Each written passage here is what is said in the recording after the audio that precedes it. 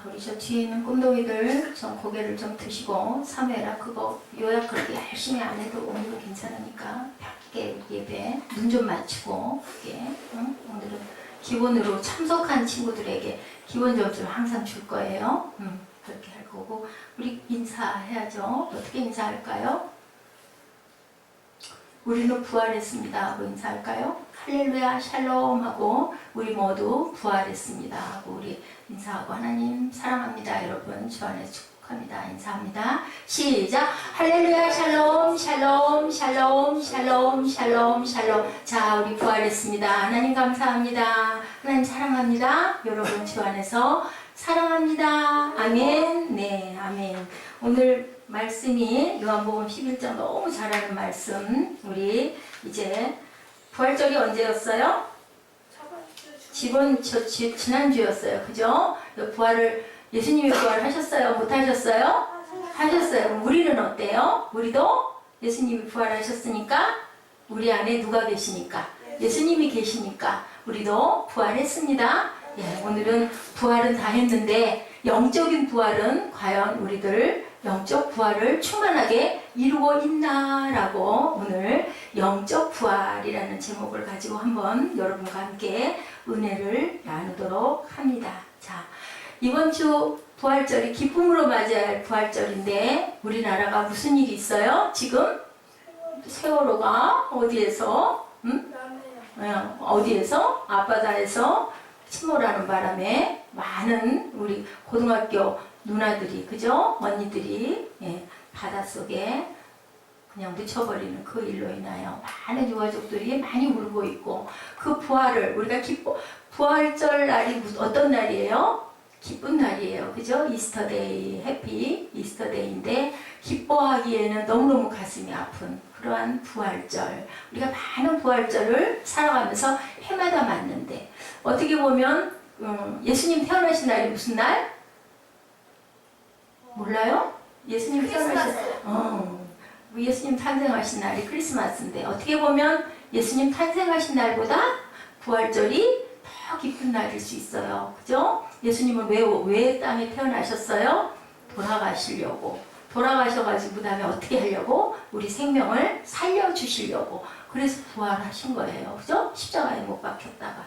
그런데 이번 부활절은 세월호 참사 사건으로 인하여서 많이 슬퍼하고 희망보다는 절망의 마음, 어두운 그림자가 드리워진 그런 부활절이었는데 자, 복음이 이 땅에 상륙하면서 이 땅에 살고 있는 한국 근대의 지식인들이 믿는 자나 안 믿는 자나 부활이라는 단어를 생각하게 만든 한 문학 작품이 저는 생각이 났습니다. 여러분들 러시아의 대문호 톨스토이의 무슨 작품 혹시 우리 친구들 들어봤나? 무슨 작품 있어요? 톨스토이가 쓴 부활이라는 네, 책이 자 있어요. 이 땅에 부활이 소개된 시기는 언제예요? 3.1운동 이후에요.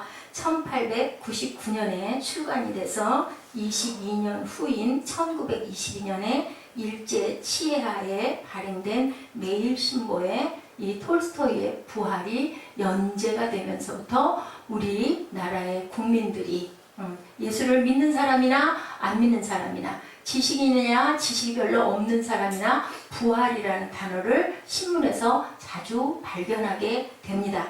그런데 이 소설을 번역했던 사람이 우리나라 사람이에요. 톨스토이는 러시아 사람이기 때문에 영어로 나왔을 건데 연재를 했으니까 영어로 실을 수는 없잖아요. 그죠? 그 옛날에 그죠? 1922년 일제 치하 때 그 매일신보라는 신문에 연재가 된 거예요. 여러분들 옛날에 신문 볼 때 알아요? 만화 같은 것도 계속해서 나오죠. 일주일에 한 번씩 나오는 것도 있고 매일 나오는 거는 오늘 이 만화에 이 장면이 나왔으면 다음번에 그 다음번 나오듯이 이렇게 이제 그 매일신보에 올라왔는데 이것은 이름이 춘계생 선생이라고 춘계생 선생이라는 그 이름은 우리가 들어본 이름이 아니에요. 생소한 이름인데 이분은 다 그 추측컨대 필명일 것이고 춘원 이광수 선생님 이름 들어봤어요? 춘원 이광수 흑 썼던 춘원 이광수 선생님이거나 춘계생이니까 아니면 그 안에 허용숙 여사님이 그것을 번역해서 올렸을 것이다 라고 추측을 합니다. 자, 이 번역자는 이 위대한 작품을 번역하면서 그 위대한 작품을 실으면서 화두에 이런 글을 올렸습니다. 내가 지금까지 읽은 책 가운데 이 책만큼 깊은 감동과 높은 교훈을 얻게 한 책은 없습니다. 부활은 나의 영혼을 뿌리로부터, 나의 마음밭 뿌리로부터 나를 흔들었습니다. 나는 이 책을 읽으면서 몇 번이나 울고 하나님 앞에 꿇어 엎드려 회개의 기도를 올렸습니다 라고 이렇게 고백을 했다고 해요. 그리고 이 좋은 책을 내가 사랑하는 우리말로 번역하여서 사랑하는 우리 민족에게 전할 수 있게 된 것이 얼마나 기쁜지 모르겠습니다 라고 이렇게 맨 앞에 댓글을 달았다고 합니다. 분명한 것은요, 이 번역자가 크리스찬이었다라는 거예요. 이광수 선생님이나 아니면 그 아내인 허용숙 여사님이 크리스찬이었다. 왜냐하면 눈물로 이 책을 읽었고 몇 번이나 무릎을 꿇고 울면서 기도를 드리고 회개를 했다 하니까, 그러면 과연 이 부활의 책의 내용이 무엇이었을까? 이 책을 톨스토이가 70살 때 펴냈어요. 70살 때, 나이가 굉장히 많아요. 그죠? 1922년대에, 지금도 아니고, 지금은 70세면 굉장히 젊지만, 1922년대에 70이면 정말 노인이신데, 톨스토이는 70살에 이 책을 펴내요. 자, 그런데 그 톨스토이를 연구하는 연구가들이 있어요. 사람도, 여러분들, 유명한 사람은 그 사람을 연구하는 연구가들이 따로 있어요. 신기하죠? 그분들이 얘기해요. 당시 러시아 산업화 배경 속에서 제대로 정치를 펴지 못한 정부 행정부와 사업부, 러시아 사업부, 러시아 정교회에 대한 실망과 좌절이 이 책을 톨스토이가 쓰게 했다라고 얘기를 한다고 합니다. 자, 진정 이 책을 통해서 그가 사랑했던 조국 러시아의 부활과 정부와 행정부와 사법부와 그가 안타깝게 바라보았던 교회의 부활을 간절하게 원한 톨스토이의 마음이 그 책 안에, 부활 안에 담겨 있다. 자, 톨스토이에 있어서 부활은 진정한 있어야 할 명제. 누가? 그 러시아 나라가, 정치하는 행정부들이, 사법부들이 모두 다, 그리고 교회 정교회들이 무엇을 해야 되기 때문에 영적 각성의 부활이 일어나야 되기 때문에 톨스토이가 그 가장 암울한 시기에 부활이라는 책을 썼다.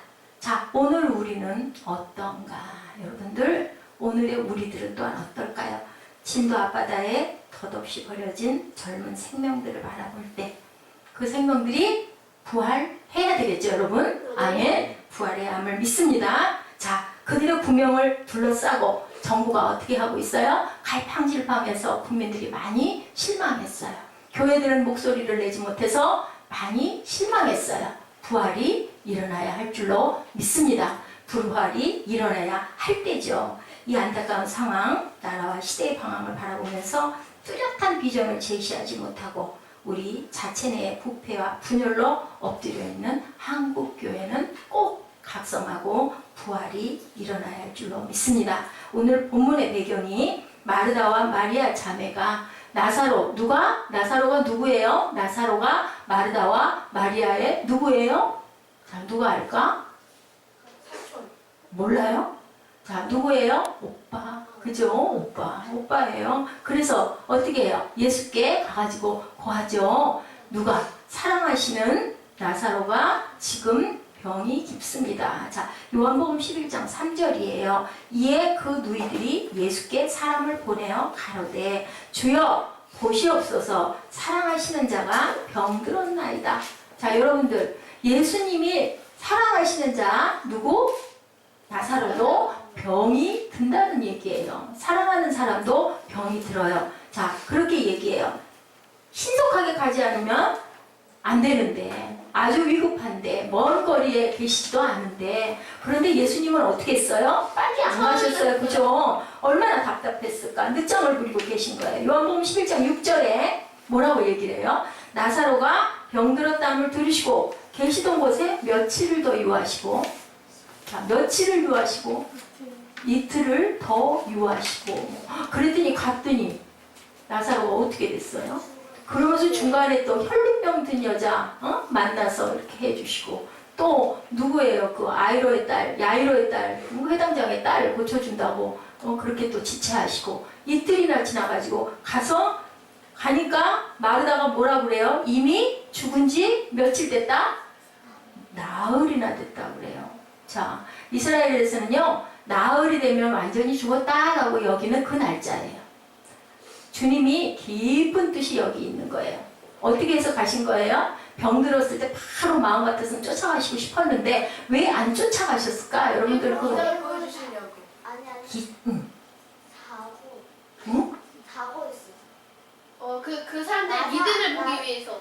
그 예수님이 나사로가 자고 있다고 생각. 사고? 자고 있다고 생각을 해서 글쎄요. 제가 생각하기엔 그게 아니라 여러분들 병들었다가 고치면 병이 또 다시 재발할까요? 안 할까요? 살다 보면 그죠? 그 부분이 약하니까. 그렇기 때문에 예수님은 나사로를 어떻게 해주려고? 완전하게 낫게 해주려고. 그죠? 그리고 아버지의 기적을, 아버지의 영광을 보여주려고 다시 새롭게 살려주신 사건을 만드신 거예요. 그리고 그것을 통해서 우리 모든 사람들에게 너희들이 이렇게 살아날 수 있느니라 한 것을 보여주시기 위한 사건이었던 거예요.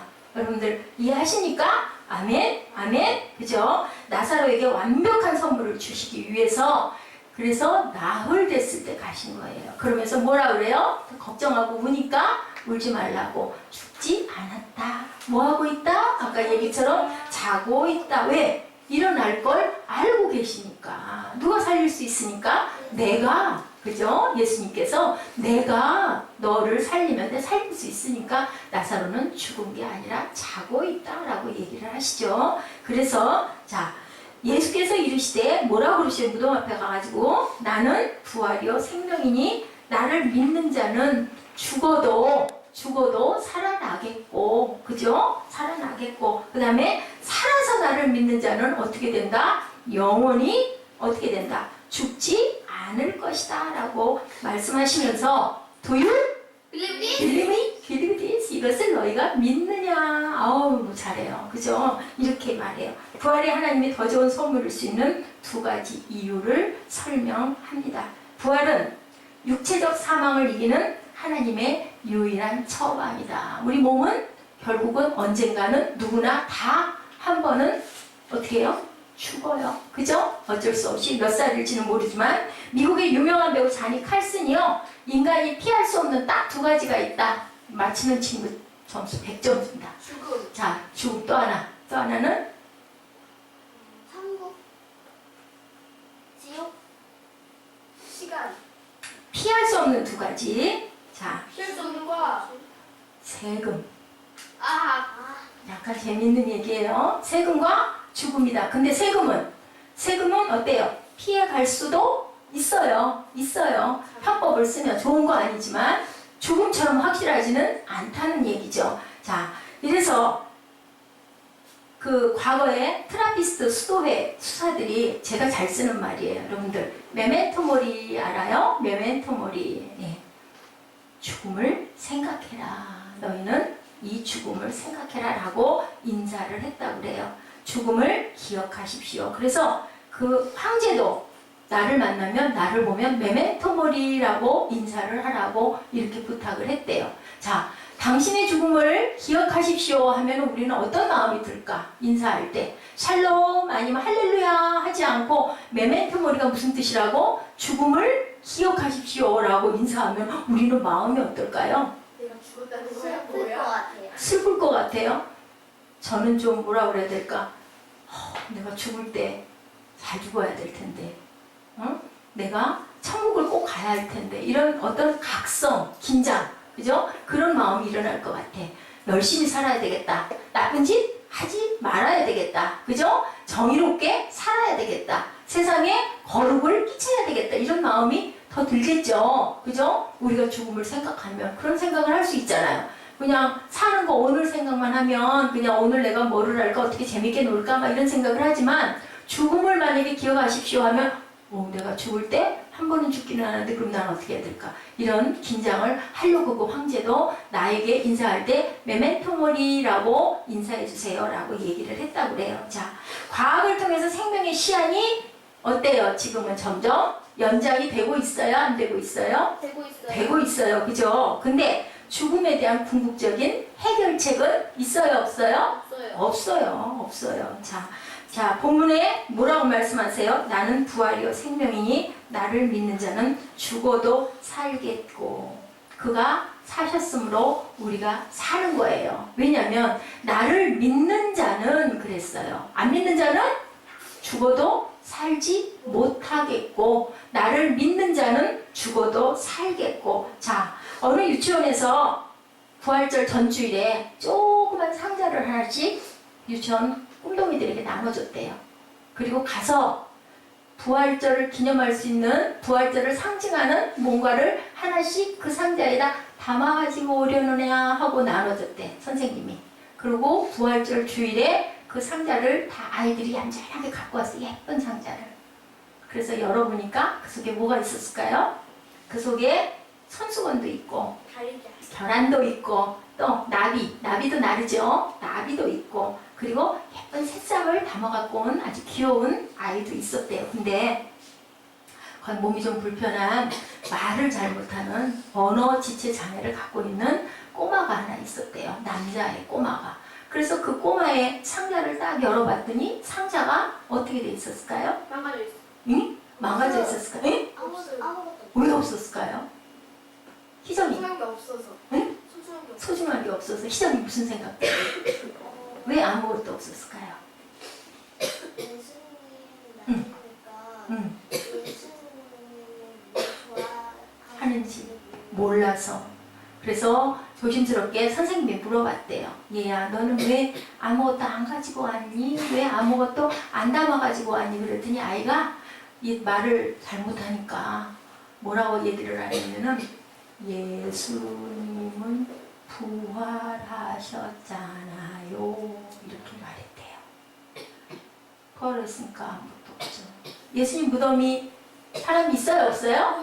없어요. 없으니까. 얼마나 그 생각이 우리가 생각할 수 없는 깊은 생각을 이 아이는 언어 장애를 갖고 있는 아이인데 너희들 왜 잡담해? 목사님 설교 들으면서 응? 그러면 안 돼. 예지 특히 조심해. 자, 부활하셨잖아요. 성경은 바다에서도 거대한 부활이 일어날 것이라고 계시록 20장 13, 14절에 얘기를 하고 있어요. 우리 계시록 20장 13, 14절 한번 찾아서 읽어볼까요? 자, 예수님이 부활하셨기 때문에 상자 속에는 아무것도 없고 예수님의 무덤은 비어있는 거예요. 자, 계시록 20장 13, 14절 우리 찾았으면 다 같이 한번 합독해서 읽어보시고 앞에 화면을 보셔도 됩니다. 시작! 바다가 그 가운데서 죽은 자들을 내주고 또 사망과 음부도 그 가운데서 죽은 자들을 내주매 각 사람이 자기의 행위대로 심판을 받고 사망과 음부도 불못에 던지니 이것은 둘째 사망 곧 불못이니라. 네. 지금 바다에 생명들이 그죠? 잠겨 있어요. 그렇기 때문에 뭐라고 말씀하신다고요? 13절에 바다가 그 가운데서 죽은 자들을 내어준다. 사망과 음부도 그 가운데서 죽은 자들을 내어준다. 각 사람의 행위대로 심판을 받는다. 자, 바닷속에서 생명이 올라와서 살아나기를 우리는 하나님께서 기적을 일으키기를 기도해야 합니다. 아멘. 아멘. 바다에서도 살려주실 거라고 말씀하시죠. 죄의 삭은 뭐예요? 사망이라고 하죠. 사망이라는 건 뭘까? 여러분, 사망이 뭘까요? 사무엘아, 사망이 뭐야? 왜 거기 앉아가지고 계속 지금 뭐하니? 사망이 뭐야? 죽는 것. 사망이 어떻게 되는 거? 세상에서 없어지는 것. 뭐하고 뭐가 없어지는 걸까? 사망은 뭐에서 뭐가 없어? 영혼과 뭐가? 육신. 옳지, 그쵸? 아, 답이 나왔어요.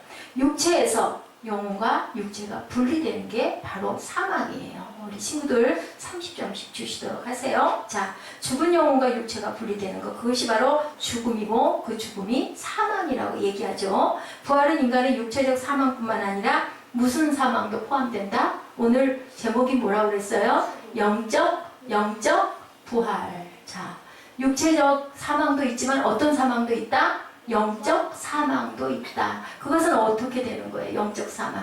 자, 누가 누구에게서 떨어져 나가면 영적 사망이 일어날까요? 믿는 자가 하나님에게서 떨어져 나가는 사건. 창세기에 무슨 사건이 있었어요? 처음에 사람이 아담과 하와가 어떻게 하나님 말을 하나님 말씀 안 듣고 누구 말을 듣고? 뱀이 뭐예요? 사탄. 그지? 그 말을 듣고 뭐를 하는 바람에? 먹지 말라는 선악과를 따먹는 바람에. 이게 바로 뭐라? 죽지는 않았지만 하나님은 뭐라고 하셨어? 그걸 먹는 날에는 너는 정령 죽으리라 했는데 죽었어요? 안 죽었어요? 안 죽었어요. 나중에 죽긴 죽었죠. 그죠? 그런데 그것은 뭐다? 영적인 사망이다. 왜? 하나님께서 떨어져 나갔죠? 그죠? 말 안 듣고 따먹고 그리고 어떻게 했어요? 따먹고 나서는 뭐가 생겨서? 뭐가 생겨? 응? 밝은 눈? 뭐가 생겨서? 서로가 구별할 수 있는 거. 그래서 무엇을 입고? 풀로 만든 옷을 입고 어떻게 했어요? 숨었어요. 숨었어요. 그랬을 때 하나님이 뭐라고 부르셨어요? 뭐라고 부르셨어요? 아담아 어디 있느냐? 어디 있느냐라고 하니까 그때 뭐라고 대답하셨어요? 창세기 3장 10절이에요.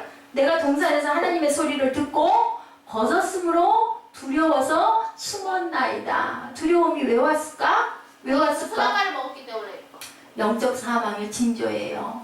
우리가 사단에게 지면 어떤 마음이 들어요? 불안한 마음, 두려운 마음, 그죠? 그리고 절망스러운 마음, 깜깜한 마음, 희망과 소망이 없는 마음.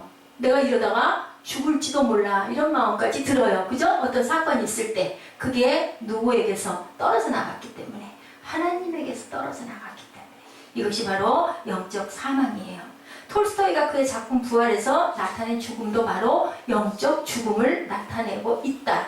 작품 속에서 제시하고 싶은 희망도 영적 부활을 제시하고 있다. 우리 꿈동이들은 아직 톨스토이의 그 부활을 못 읽어봤는데 내용을 알려줄게요. 아주 재밌는 얘기예요. 주인공 레인 루돌프 공작이에요. 공작이 한 여인의 재판에 배심원으로 나와요. 배심원이라는 건 뭐냐면 이 죄인이 죄가 얼마나 있습니까 없습니까 하는 것을 투표를 해요. 그래서 10명이면 10명의 배심원들이 재판장 혼자 하는 게 아니라 그 사람의 그 얘기를 듣고 그 죄의 얘기를 듣고 그 변호사와 검사가 하는 얘기를 듣고 본인의 얘기를 듣고 이 사람을 무죄에 줄 것인가 유죄로 줄 것인가 이런 부분들을 몇 년을 줄 것인가 이런 것들을 투표를 하는 사람들이 바로 배심원이에요. 그래서 이 공작이 레인 루돌프 어디에 나오는 부활이라는 책에 나오는 주인공이 레인 루돌프 공작인데 배심원으로 나왔는데요. 범인을 보고 깜짝 놀라는 거예요. 왜 놀랬을까요? 여러분들 왜 놀랬을까? 자, 거기에 살인죄와 그 도적의 누명이 아니라 도적의 죄를 절도의 죄와 살인죄를 언도를 받으려고 나온 남자가 아닌 여인이에요. 여인인데 그 여인이 누구였냐? 이 루돌프 공작의 옛날에 사랑했던 여인이에요. 카츄샤라는 여인이에요. 그 여인이 살인죄와 절도죄로 그 재판석에 끌려 나온 거예요. 그걸 보면서 그 여인을 보는 순간 이 루돌프 공작은 어떤 생각을 했느냐? 죄인은 저 여인이 아니라 저 여인을 버린 나다라는 생각을 했어요. 이 사람은. 그리고 나서 그 마음이 들고 나서 그 여인을 죄에서 풀어주기 위해서 그 성명서를 받는 운동을 해요. 그 여인은 무죄고 그 여인은 죄가 없다라는 것을 열심히 탄원을 해서 성명을 받아요. 그리고 시베리아로 끌려가요. 죄를 받아서 시베리아로 끌려갈 때 이 루돌프 공작도 함께 따라가요. 시베리아 벌판을. 그리고 나중에 이 여인이 어떻게 됐느냐면은 죄에서 무죄라는 것이 인정이 돼요. 인정이 돼서 풀려나요. 그러면서 그것을 찾아가면서 그 죄 없음을 찾아가면서 그 여인의 구명운동을 하면서 이 루돌프 공작은 세상에 있는 많은 사람들이 정말로 죄인들이구나라는 것을 보게 돼요. 어떤 그 단계를 통해서. 그래서 나는 정말 이 사람들을 회개시키고 새롭게 부활을 시켜야 되겠다라는 내 사명을 발견하게 되는 그런 내용이에요. 그리고 카주샤하고 결혼하고 싶었는데 카주샤는 그 죄인들의 그 죄수들 속에 있는 어떤 남자를 선택해서 자기 남편으로 탁 맞이해버려요. 그래서 그 카주샤를 아내로 삼지는 못했어요. 못했는데도 이제는 내가 해야 할 일을 내가 알았다. 저 죄인들을 내가 구원하는 역할, 구원하는 길로 인도하는 역할을 나는 해야 되겠다라는 그러한 그 결단을 하고 하나님의 뜻을 이루고 가려고 하는 그러한 내용이 바로 이 작품에 있어요. 주인공 공작은 자기 인생의 새로운 과제, 부활의 영광, 장엄한 미션 앞에 부활의 영적인 희망을 사람들에게 선물해야 되겠다라는 그러한 결심을 하는 그러한 그 내용이에요. 요한복음 11장 26절에 무릇 살아서 나를 믿는 자는 영원히 죽지 아니하리니 이것을 내가 믿느냐. 바로 이것이 우리의 영적 부활의 의미입니다.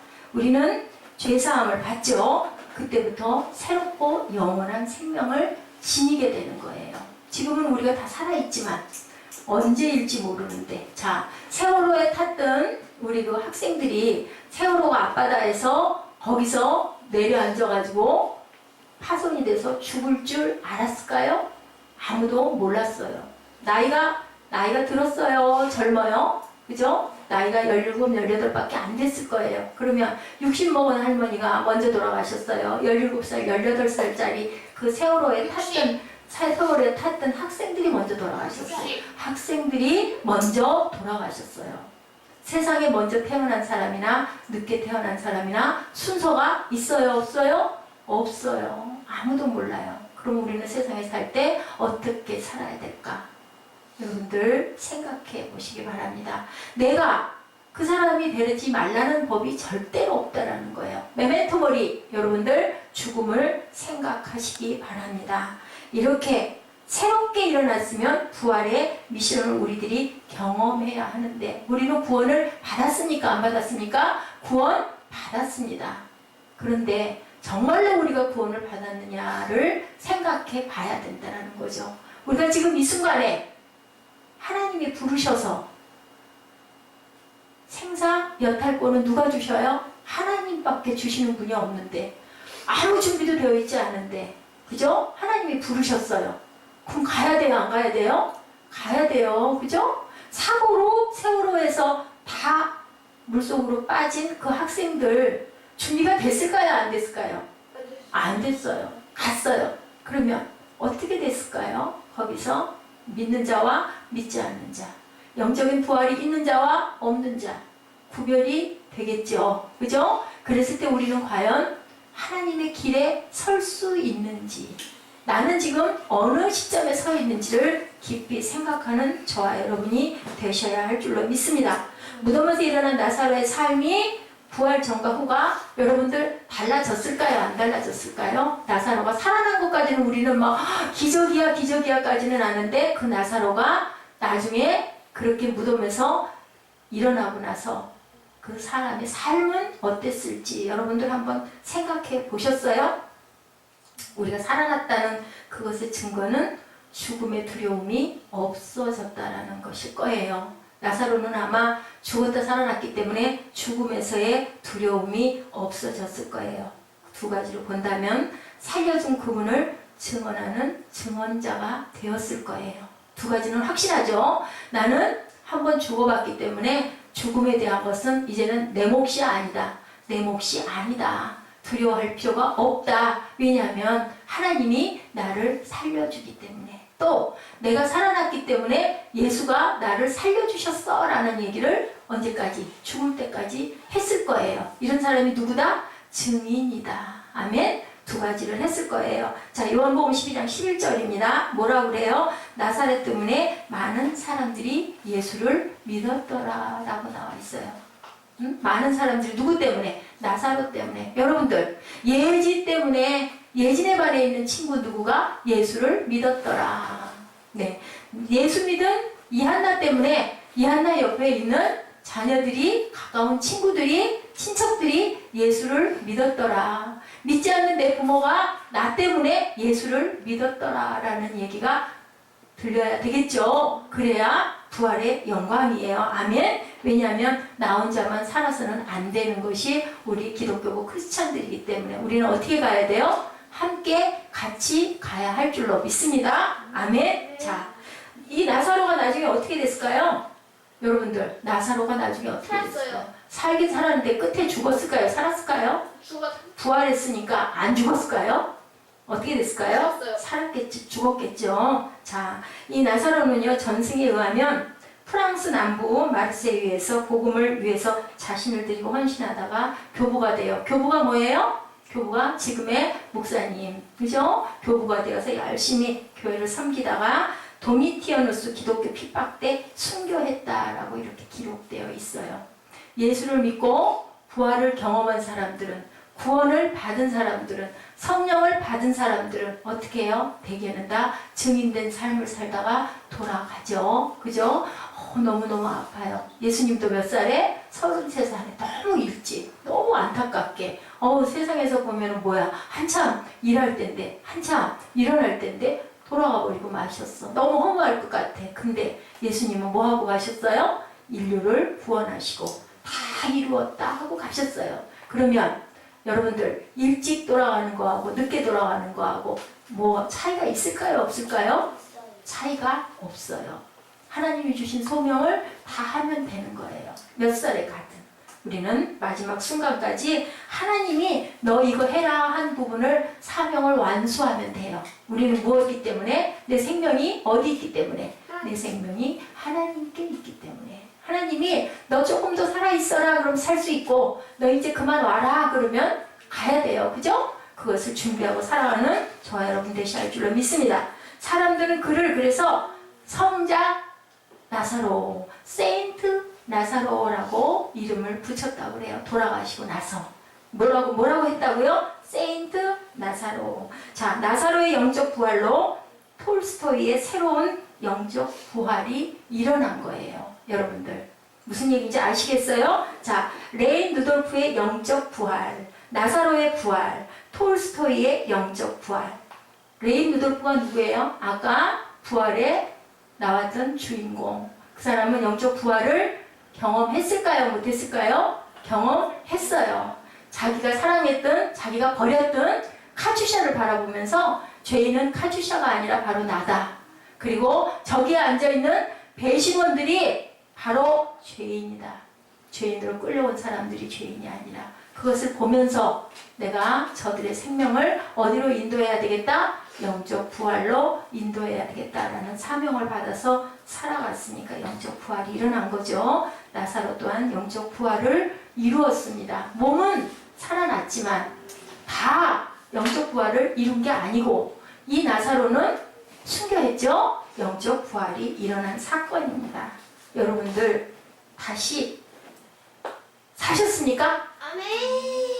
그렇게 매일매일 다시 부활하시는 생명들이 되시기를 주님의 이름으로 축복합니다. 다시 사는 은혜를 우리에게 선물로 주신 하나님을 송축하시기 바랍니다. 아멘. 그리고 어느 순간일지 모르는 그 순간에, 내가 나이가 이제 30살이니까 나는 앞으로 50년쯤 더 살 거야. 우선은 그냥 나 이렇게 있어도 돼. 맞아요? 틀려요? 아니에요. 오늘이 마지막 날처럼 최선을 다해서 하나님이 보시기에 이쁜 모습으로 열심히 사시기 바랍니다. 각자의 주어진 자리에서 부활의 은혜를 기다리는 우리에게 주님, 다시 나를 손잡아 일으켜 주시옵소서 하고 기도하시는 저와 여러분 되시기 바랍니다. 자, 여러분들, 마음이 답답하십니까? 시리에 빠지셨습니까? 세월호에 그 진해 앞바다에 자녀를 묻고 얼마나 상심하시고 아프십니까? 그런 분들 어떻게 해야 될까요? 하나님, 내 손잡아 주시옵소서. 내 딸을, 내 아들을 건져 주시옵소서. 생명이 안 건져지면 영혼을 건져 주시옵소서. 우리가 중보하는 저와 여러분들 되셔야 할 줄로 믿습니다. 우리들 한번 주님이 주시는 거룩한 미션, 과연 나에게는 어떤 거룩한 미션을 하나님께서 주셨는지, 주님이 주신 땅은 과연 나에게 주신 땅은 어디인지, 시온의 대로인지 아니면 좁은 길인지 우리 묵상하고 기도하는 시간, 그리고 나를 새롭게 해주시옵소서 하고 기도하는 시간 가지시기 바랍니다. 우리 잠시 찬양하시고 기도하시죠. 잘 들어.